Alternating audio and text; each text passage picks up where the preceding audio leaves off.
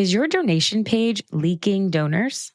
According to iDonate, roughly 89% of visitors leave your donation page without giving. That's not a traffic problem, that's a conversion gap. iDonate's new pop-up donation form is built to fix the CVR gap. It's mobile first, moment driven, and appears right when inspiration strikes on blogs, campaign pages, or stories. More donors, same traffic, less friction. iDonate lets you control the strategy, the voice, and the design. To see it in action, you can launch a demo at idonate.com or click the direct link in the show notes. Today's guest is someone whose work, words, and presence truly leave a mark, and I am so excited to share this conversation with you. Tiffany Yu is the CEO and founder of Diversability, a 3 times TEDx speaker, and the author of the Anti-Ableist Manifesto, Smashing Stereotypes, Forging Change, and Building a Disability-Inclusive World. She's also spoken on some of the biggest stages in the world, from Davos to TEDx, and is a very powerful voice in the global movement for disability inclusion. But her story didn't start there. At just 9 years old, Tiffany became disabled as the result of a car accident that also took the life of her father. For over a decade, she didn't talk about that experience publicly. We talk about what changed and how she's really turned that story into community, inclusive communities, and inspired thousands along the way. Her energy is magnetic. She's going to talk about why our lived experiences, yes, yours too, can be our greatest leadership superpowers that create stories. Her insights are practical, they are powerful, and her message is one that every nonprofit leader needs to hear. Welcome, Tiffany, to the show. I saw myself as a community builder first. I did not set out on this path to become a leader or an advocate in any way. I just looked around at what I knew and I saw, I grew up feeling, I don't know if I felt shame, but probably more embarrassed about being Taiwanese or being Asian in a place that didn't have a lot of other Asian people. And I know I internalized a lot of shame around growing up with a visible disability. And by seeing that I could build community around it, I think that kind of kickstarted the very early beginnings of, I think, who I've become today. So Tiffany, in my research, I dive into LinkedIn and websites and videos, and I was watching one of the videos on your website that you didn't talk publicly about the accident that you had for over a decade. I think it was around 12 years. And I wanted to really ask, now it is a beautiful story and part of why what you do is what you do. What changed that for you? Can you tell us a little bit about that experience that shaped your path into talking so much about Diversability and having the book and the speaking engagements that you do right now? What was that switch? Ooh, I wish I could tell you it was a switch, but I don't feel like it was a moment in time. And so I'm the daughter of Asian immigrants. My dad is from Taiwan. My mom is a refugee from the Vietnam War. And I wanted to share that because in their cultural upbringing, they were brought up to say, to learn, don't share anything that might make your family look bad or that might be seen as shameful. And so if I look at the details of the car accident that I was in that made me disabled, my dad had passed away. I now acquired a physical disability. And the fact that there was even a car accident, all of those 3 things, dad passing away, me now having a disability, the fact that there was this family tragedy that happened, were all seen as things that might be shameful. And as I did additional research on it, I realized, death in the immediate family means that somewhere in the ancestral lineage, there was bad luck for something. And this is, in more traditional cultural upbringings. And so at the same time, I have a lot of compassion for my mom and the way that she grew up. She was not born and raised in the US like I was. And so how do I respect, but also break those intergenerational patterns? Yeah. So essentially, the car accident was my secret, as you said, for over 10 years. And a couple things happened. And I actually wonder if part of the confidence with sharing your story does come with time or does come with new experiences. So really, the first thing that ended up happening was I actually didn't identify as Asian up until I was 18 years old. And again, with Really? my parents being immigrants, I think they had learned that assimilation and erasure of our race was going to be our pathway to success. And so while my family did celebrate Lunar New Year, I didn't Mm, know why it was meaningful. And both of my parents, their first language was not English, but mine was. And I never actually learned either of their languages up until I really? got to college. Yeah. So it was kind of this disconnect that I think maybe they saw the way they were treated as immigrants or refugees during a time, the 1970s, where there was anti Asian sentiment. And we saw kind of like a revival of it happen in 2021 as well. And that's actually when I started to connect the dots in a way to say, oh, what I'm experiencing now as an adult in 2021 with the rise of anti Asian violence, now it kind of makes sense the decisions that they made in the Right. 1970s to not bring attention to ourselves. So when I was a freshman in college, I met another Taiwanese student. This is at freshman orientation. And I made this joke that we should start a Taiwanese club. But she actually took that to heart, and we actually became the co-founders of the Taiwanese American Club at my university. And that was the first time that I gained a sense of pride, Wow. identity, community culture in being Taiwanese. Yeah. And in some ways, I feel a little sad that it happened after my dad had passed. We couldn't see that I had become so proud of where he grew up and his cultural upbringing and who he was. But, better late than never. And Oh, he's I like to super proud forget. right now. Super So proud. fast forward a couple years, really all I knew how to do was I knew how to start clubs. So now it was my senior year of college, and I'd actually just come back from this summer internship in investment banking.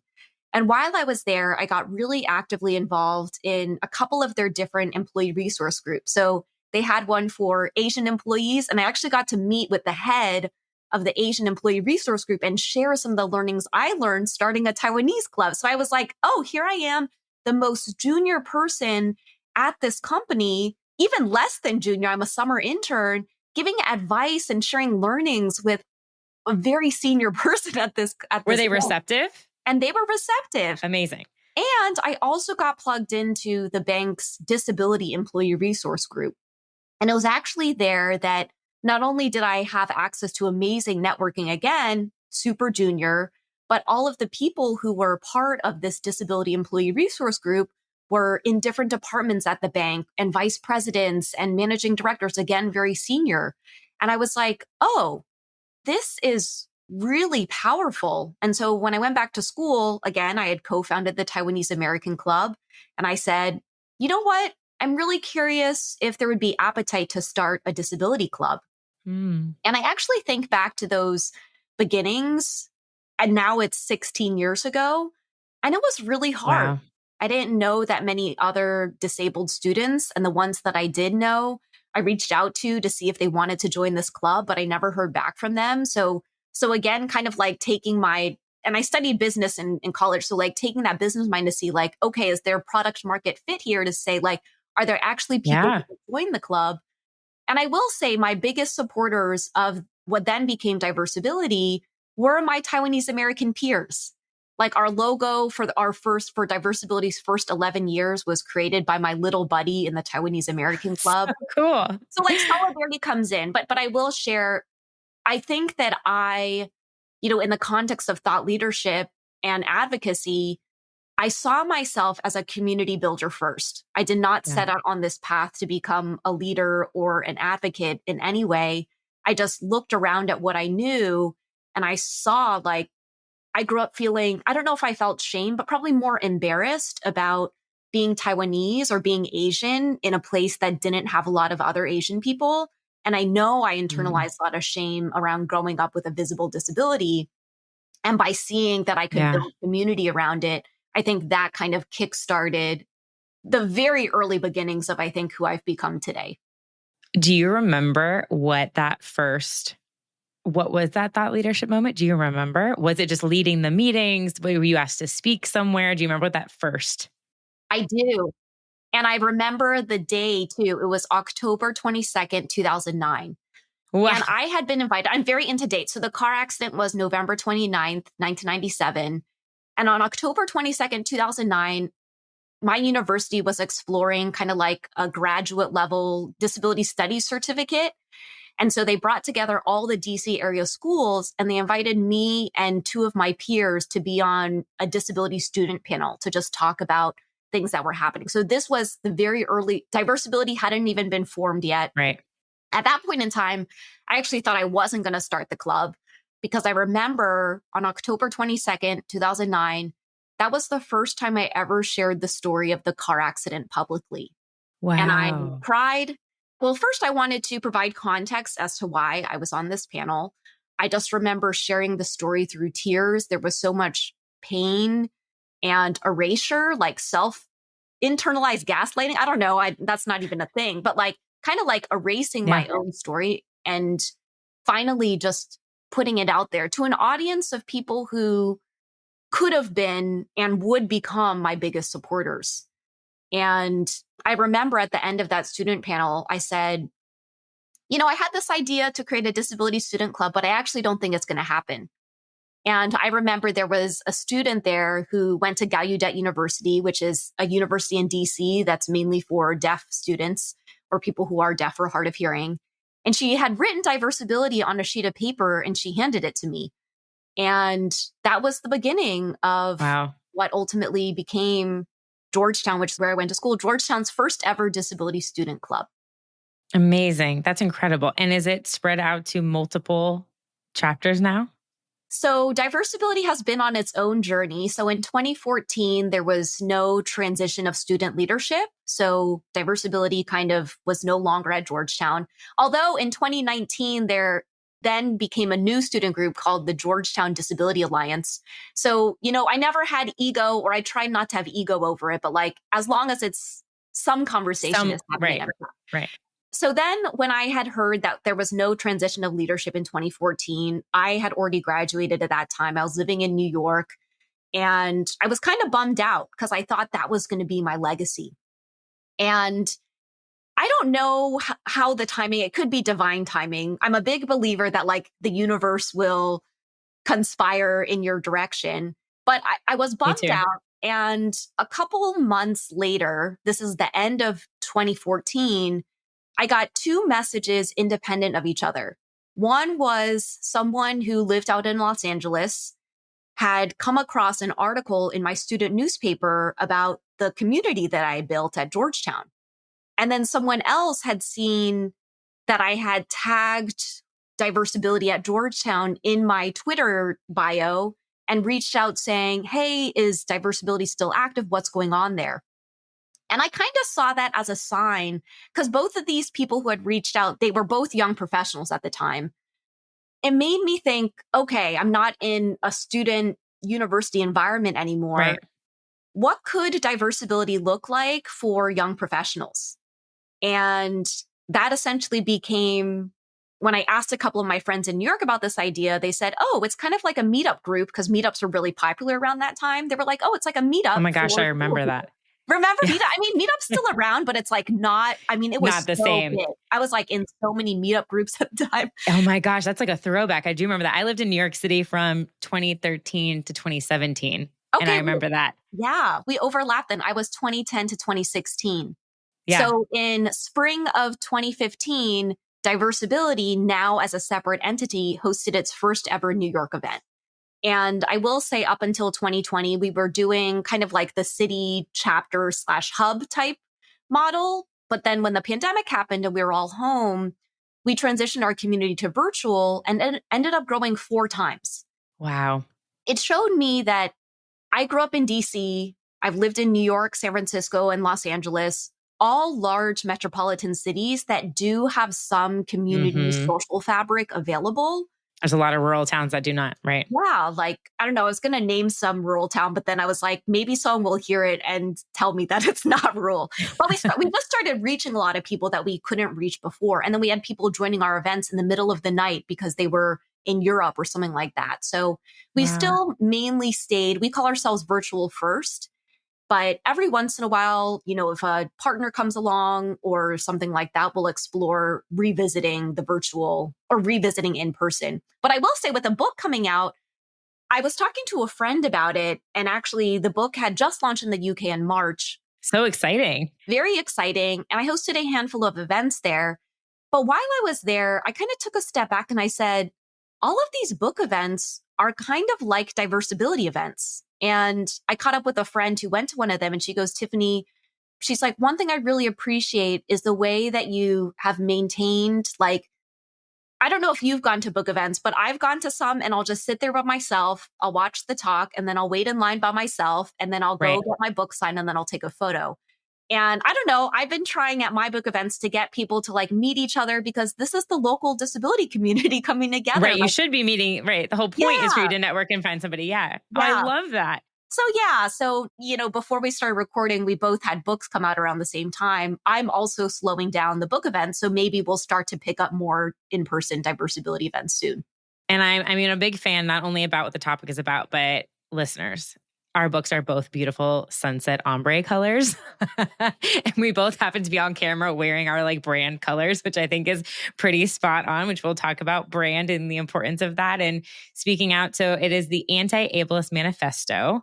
And you have a TEDx talk about this, and you really challenge the way that society talks about disability. And I wanted to really like dive deep for a second into our listeners. So these are nonprofit professionals. They probably are more aware than other sectors because they might be working with people with disabilities or serving them. But sometimes maybe we don't think about truly inclusive spaces. Not all donation forms are created equal, and not every campaign needs the same kind of giving experience. That's exactly why I had to share what I Donate breaks down in this blog, the 4 types of online donation experiences. You can click the link in the show notes to read it through. Now, whether you're running a fast-paced social campaign for, let's say, Giving Tuesday, a storytelling-rich landing page, or a major gift appeal, there's the right format to match the moment. Think of it as pairing the right tool with the right emotion. This guide helps you align your donation format with your campaign strategy so you can inspire action, not just clicks. You can head to idonate.com/blog or click the direct link in the show notes to read it now and start creating giving experiences that actually convert. What are some areas within, you talked about it shifting towards young professionals. What are some things that employers can do that might not be like consciously aware of? Like, I think something that you talked about in a video, I don't know if it's a video or an interview that I heard you speak about, was like the ergonomic ways of like a desk. Like, what are some simple things that we might not think about that can make a space so much better and thoughtful for somebody who might have a disability that we're working with? Yeah. I guess I'll start with the example that you brought up around the ergonomic assessment. So when I started my corporate career, every single new hire had an ergonomic assessment done by our workstation. And if that's something that's So new to cool. you, it's essentially someone who comes It by. never happened for me. They look at the way you are sitting at your desk and they'll make some suggestions proactively. And so some of the suggestions that my peers and I all got, many of us got a second monitor. All of us got a keyboard wrist pad. I got a left-handed mouse because now I'm left-handed. I'm also petite, so my feet hang off the chair. So I got a footstool because if you're sitting for long periods of time, I never thought about this, right? You don't want your feet hanging because then they'll fall asleep and I don't know. So, and at the same time, the ergonomic specialist proactively asked me if I could benefit from a headset so I could use speech to text technology. So I would essentially just talk and it would type my emails. And I actually wrote the entire first draft of my book using speech to text. Interesting. But I also, because I type with one hand, I can type emails, but 90,000 words, like that's, and I have friends who type with two hands and develop, carpal tunnel over time on both of their hands. And I remember seeing a photo of one of my friends and she was wearing like wrist stabilizers on both of her arms. And as someone who has predominantly only been able to use one arm for the last almost 30 years, I don't want to put more strain on an arm that is already under a lot of strain.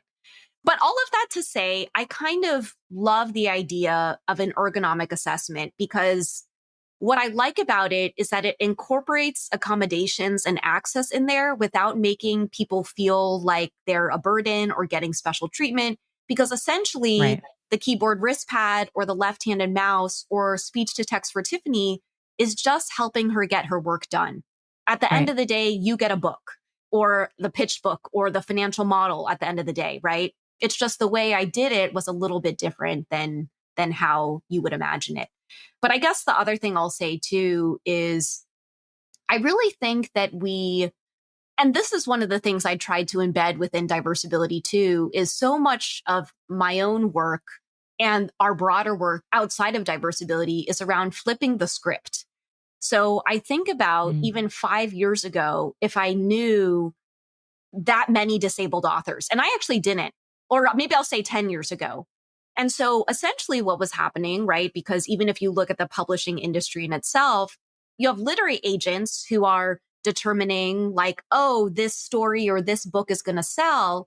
And if they haven't been exposed to disability narratives or they don't know the data that's out there about our $18 trillion global disability market, then they're going Wow. to say, oh, this is too niche, right? And so even at the point of entry, we're not getting our stories out there in our own way. So other people are co-opting them for us, right? And Mm. so we actually did an event recently, which was as nonprofit leaders, how do we tell stories that aren't our own, like they're the stories of our beneficiaries, but do them Right. in a way that upholds dignity? That's talked about a lot. And that's something I think about too, which is I think about, and I didn't get to include this example in the book of like a disability nonprofit during the holidays is trying to do some fundraising. So they ask a kid with very apparent disabilities to be on the phone-a-thon. And so people then feel bad for the kid and then donate. I do have friends who, when they were kids, they were that kid and it doesn't feel like it's done with dignity. But I Yeah. digress. And I guess what I wanted to take a step back when I went in the sidebar around publishing was, I think, really challenging the assumptions that we make about someone's experience. And in this case, someone who has a disability lived experience. And what I mean by that is some of the assumptions that we make are, oh, there are no disabled people in our office. And you can even take a step back and say, okay, is it in our job listings? Have we put on nominal requirements on there that a person doesn't actually need to have? So I'll share two examples you'll often see on job listings that not shouldn't be on there, but could be reworded in a Necessary. different way. Okay. Yeah. So one is must have a driver's license. So a different way you could Mm. say that is must be able to transport between meetings, between client meetings, Right. right? Right. Because you don't actually, and I don't know why, if maybe you're a delivery person or something. Now you definitely don't need that. Many people don't even have cars anymore. They just take an Uber or you can take the bus. Or if you live in New York City, I'm sure many people might, you just take the subway. Yes. So that's an example one. And then another one that is mentioned a lot is must be able to lift 20 pounds. And my updated version of that is must be able to transport 20 pounds because I may not be able to lift 20 pounds. Actually, I've been doing some weightlifting, so maybe I can lift 20 pounds, but I can transport 20 pounds if I put stuff in a carry-on luggage with wheels, or I actually Right. have an obnoxious wagon that I use sometimes when I go grocery shopping. Such a good point. But if you're a disabled person, yeah, it's kind of just thinking about like, where are we inadvertently excluding Mm-hmm. disabled people, even at the start of the hiring process, because we assumed that they That's aren't going right. to be within our organizations. I love those examples. You are a great storyteller, you can tell. And you have spoken on some pretty incredible stages. And I want to dive into this. Something I'm really trying to hone in this year to listeners is around, you talked about at the very beginning of when you feel comfortable and confident in sharing your own story. And that can happen in multi different ways. When you did decide that you were like, okay, I feel confident in this, I feel open about doing this, what's helped you craft messages for those stages that create messages that stick with people? Ooh, I have always been a big proponent of data with story. And if you decide to pick up my book, you'll see that every single chapter is not only 7 to 8 pages, so it's very short, but it will say, here's the data, here are the stories, here's the action items, your reflection questions. That's like pretty much the format of every chapter. And so for me, I think a really strong opener can help. I guess I'll take a step back and I'll say, because I actually did a podcast episode with other storytellers. And one of the points that was brought up is, what's the context in which you are sharing this story? Mm-hmm. So I guess I'll share two distinct examples of how stories may show up differently for Tiffany. So the first TEDx talk I ever gave, it was called The Power of Exclusion. And that's probably like a 10-minute talk around how excluded I felt as a disabled kid and how community essentially saved my life. But that story is, I go into a lot of detail around the car accident.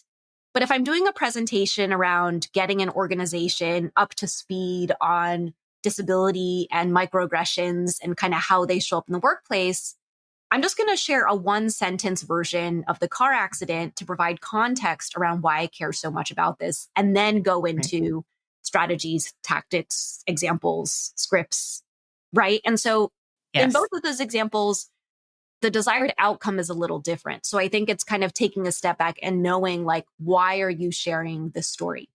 And who are you sharing it to? Yes. And if the call to action, right? Because I often think, even for Diversability, we have two different audiences. One of our Right. audiences is the disability community and wanting them to unlearn shame and really embrace their identities and be proud of who they are as disabled people. That's a different type of story than if we're going out to a corporate partner or a potential collaborator to tell them about the impact that we have had. So yeah, I think it's just knowing who that audience is. Yes, absolutely. Knowing that, do you have specific signature talks that you give? And I think this is also something that, and so I speak as well and have two signature keynotes that can be turned into 10 minutes or half day workshops. But they're two signature things. I think sometimes people might think we have to reinvent the wheel for every single thing that we do. And that's not true. You just get better and better at the ones that you're sharing. Yes. Do you have thoughts on that? Have you structured your signature keynotes? And as maybe nonprofit professionals who are EDs or founders or leaders in the organization, on how they can curate and figure out what is their signature talk? Ooh, I guess to answer that second part first, I often think about like what questions you keep getting asked. And what's interesting now, and I don't have a talk around this, but I am now getting asked a lot around like navigating the publishing process and a launch and things like that. And I don't know if I'll develop a talk around that. It's funny, my literary agent said to me, because I remember going to her before my launch, and I was like so overwhelmed because everyone was giving me advice. And she goes, Tiffany, sometimes you have a first time author who publishes a book and then says that they're an expert in that thing, even though their process may have been unconventional or they only know that Totally. one way to do it. And now they're going out giving all these people advice. Yeah. Right? So I would like to preface, like, just from my own experience of doing this one book, this is how I do it. But I think similar to you, I have two talks. And one is more geared toward, again, an audience who is more disability centered. And even if it isn't disability centered, it's more like underrepresented, I guess I want to say. And that talk is called Being the Representation I Couldn't Find. And so that talk to me is really about like, how can you use your power and privilege? And even for nonprofit leaders, that could even be a talk around your why of why you care so much about the nonprofit work that you do, how you found your way into your mission, right?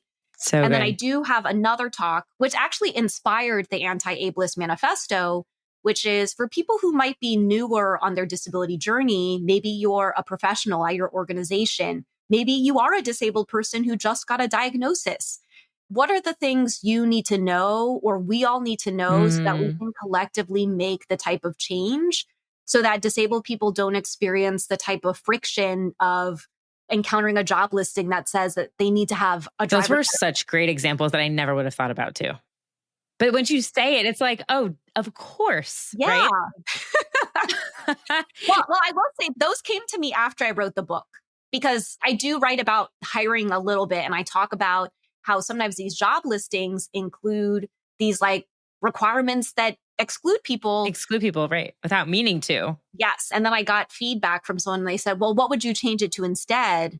And then I thought about it. And then I came up with the new ones. And I'm like, oh, it totally makes sense, because I can transport 20 pounds and I can get from one place to another. And I do have my driver's license, but I currently don't have a car where I live, right? So it then comes down to, okay, is the requirement? Yeah. And some people bike, I mean, there's so many different ways Totally. to transport. Amazing. Like, Tiffany, I could talk to you forever about this. I guess one final question to wrap us up is literally your journey is a beautiful example of you are the representation you talk about with your keynote that you once searched for. And I'm sure so many people are excited to connect with you after this. For somebody, a nonprofit professional who really wants to use their lived experience and to lead with authenticity and purpose, like what's one like next step that you would suggest? I will say I read a book in 2016 called Daring Greatly by Brene Brown. And it took me about like 8 months. I've heard of her. You may have heard of her, but her work is so fascinating to me because after I read that book, I really wanted to explore what it might look like to lead with vulnerability and actually have that become part of my brand. So, I did share earlier on that, I started my career in investment banking. And one piece of advice I got when I was in banking was to master my poker face, like not let anyone know how you were feeling. So I actually do feel like there was a transition in like Tiffany as a professional finding her voice. And I will say at the time when I was working at the bank, it was very frowned upon. You had to like report any external activities outside of the bank that you were involved in, like nonprofit boards. Social media was very sensitive. So I only really started building my brand, I want to say right around that 2016 timeframe when I read this book. So maybe it's a book recommendation if you haven't read Brene Brown's work around what it looks like to lead with vulnerability or to lead with your own story. But I'd also, again, take a step back and think about what is the one sentence version of your story and then what's the 10-minute version of it. Oh, that's good. And something I did learn from Brene Brown was really trying to, and we could go on, this may be a different topic, but you can do your own research on it, was what's the difference between oversharing versus sharing vulnerably? And there is a little bit of a difference, right? And so if you are sharing something traumatic, just making sure you've done the work, or at least you take your listeners in and then make sure you take them out. And there's a strong call to action at the end. I love that. Record yourself giving a 1 minute and record yourself for like a 10-minute voice memo and see how that sounds. What a beautiful way to wrap. Tiffany, thank you so much. Where can people find, I'm sure everywhere, but where can people find the book?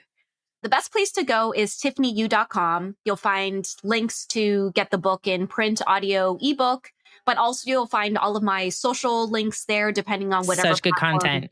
Whatever such good content. I appreciate that. I love it. Tiffany, thank you so much for being here. Thank you so much for writing the book. That takes a lot of time, a lot of effort. I know it's a grind, but it is such a beautiful thing to get it in people's hands, and there's nothing like it. So appreciate you putting a little bit of you out there and being vulnerable to write the book and step out there and do it. So appreciate you. And it was so lovely to meet you. Thank you. Thank you so much for tuning into today's episode of Missions to Movements. If you enjoyed our conversation and found it helpful, I would love for you to take a moment to leave a review wherever you're listening. Your feedback helps us reach more change makers like you and continue bringing impactful stories and strategies to the show. Don't forget to hit that subscribe button too, so you'll never miss an episode. And until next time, keep turning your mission into a movement.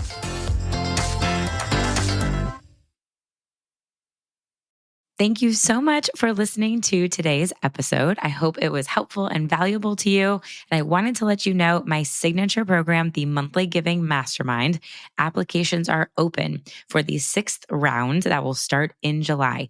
If you are someone that wants to increase your monthly recurring donations, but just have not had the time, the bandwidth, the people around you to do it, this is the opportunity. You can head to positiveequation.com/mastermind to learn all the details. I have a video that breaks it down.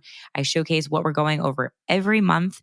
It essentially takes the 5-step framework that I teach in my book and puts it into practice that we do for you. So head to positiveequation.com/mastermind to learn more and apply.